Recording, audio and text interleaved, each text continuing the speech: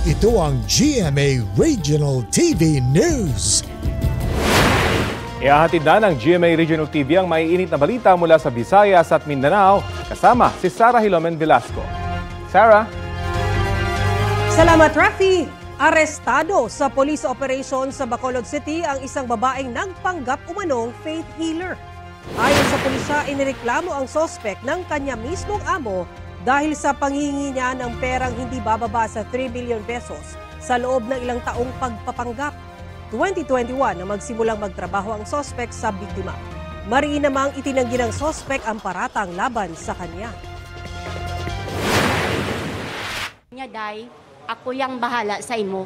Kay may power ko may libro sa nga gamay nga nagasiga-siga. Sir, may buot na siya, sir. Ang pangistorya, pang bata na yan, sir. Paano kasi ma-hypnotize? May ko ha? Wala ko na yan, sir. Kabalo, mga maamo na yan, sir, ya. Aminado ang PNP Criminal Investigation and Detection Group o CIDG na nahihirapan silang hanapin si dating presidential spokesperson Harry Roque. Mag-iisang buwan na nang simulan nilang hanapin si Roque dahil sa pagpapaaresto sa kanya ng House Quad Committee. Sabi ng PNP CIDG, nakalilipat agad ng lugar si Roque kapag malapit na nila siyang matunton. May ideya naman na raw sila sa lugar kung saan sunod hahanapin si Roque. Pero hindi na nila ito idinitalye. Nilinaw naman ng Bureau of Immigration na walang whole departure order laban kay Roque. Pero nasa immigration watch list siya.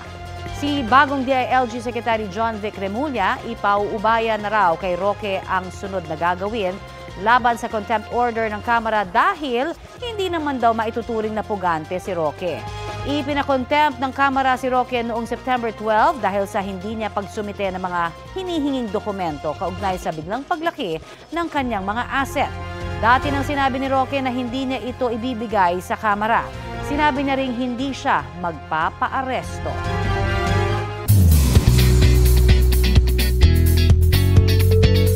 Nag-sorry ang Sparkle GMA Artist Center kaugnay sa usap-usapang performance ni Julian San Jose sa isang simbahan sa Occidental Mindoro. Sabi ng Sparkle, responsable sila sa pagdalo ni Julian sa event ng Nuestra Señora del Pilar Parish. Trabahoan nila ng Sparkle na i-coordinate sa mga artista ang detalye mula sa event organizers. Paglilinaw ng Sparkle, sinunod lang ni Julie ang kanyang duties at commitment bilang professional performer. Debotong Katoliko si Julie at wala raw intensyon na bastusin ng simbahan at mga tagasunod nito.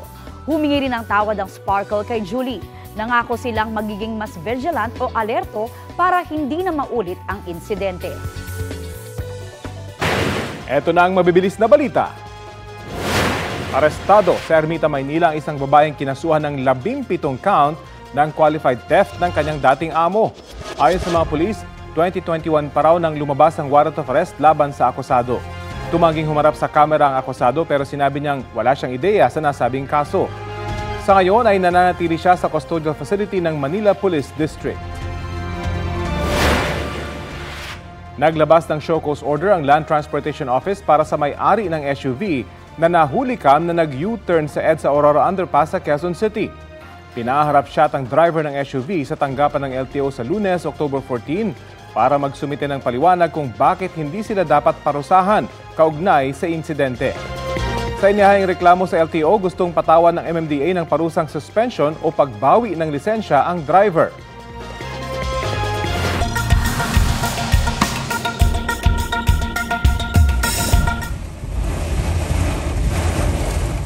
Malakas na ulan at hangin po ang nararanasan ngayon sa Florida sa Amerika. Ang ilang puno sa kalsada nagtumbahan na. Ang tagpong yan nangyari pa bago pa man ho ang nangyaring landfall doon ng Hurricane Milton. Tumama po ang bagyo bilang Category 3 na may dalang hangin, may lakas na 205 kilometers per hour ayon sa US National Hurricane Center. Sa kuha po ng isa sa ating mga kababayan doon, makikita ang lakas ng hangin at ulan sa kanilang lugar. Kasalukuyang ibinabana sa Category 2 ang bagyo. Ayon po sa National Weather Service, posibleng bumuo ng mga buhawi ang Milton. Kahapon po ay nagdulot na ito ng hindi bababa sa 19 na buhawi sa Florida. Mahigit 120 bahay naman ang napinsala.